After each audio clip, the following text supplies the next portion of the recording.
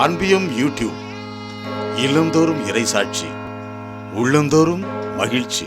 ஆண்டவரை காணிக்கையாக அர்ப்பணித்தல். மோசேயின் சட்டப்படி ஆண்டவரே, மை சிறு குழந்தை பருவத்திலும் பெற்றோர் கடவுளுக்கு காணிக்கையாக அர்ப்பணிக்கிறார்கள். மை ஆலயத்தில் கரங்களில் ஏந்தும் பாக்கியத்தை சிமியோன் பெறுகிறார். இந்த நாளுக்காக, இந்த நொடி பொழுதிற்காக அவர் காலங்காலமாய் காத்திருந்தார்.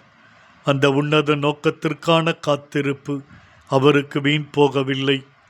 யாருக்கும் கிடைக்காத பாக்கியம் அவருக்கு கிடைக்கிறது.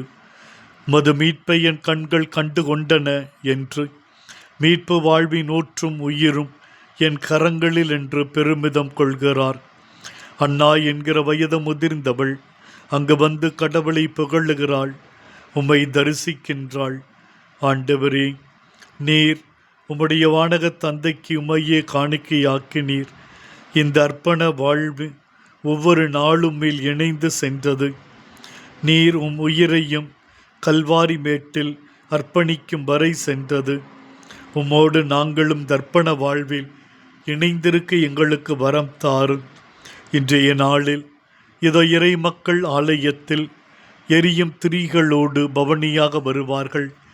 இந்த உலகின் ஒளியான நீர் இறங்கி வருகிறீர், உடைய ஒளியிலே நாங்கள் வாழ விரும்புகிறோம் என்ற நம்பிக்கை எங்கள் மேல் இரக்கமாயிரும். இந்த அன்பியம் யூடியூப் சேனலை நீங்கள் ஷேர் பண்ணுங்க, சப்ஸ்கிரைப் பண்ணுங்க, லைக் பண்ணுங்க. Wish you all the best.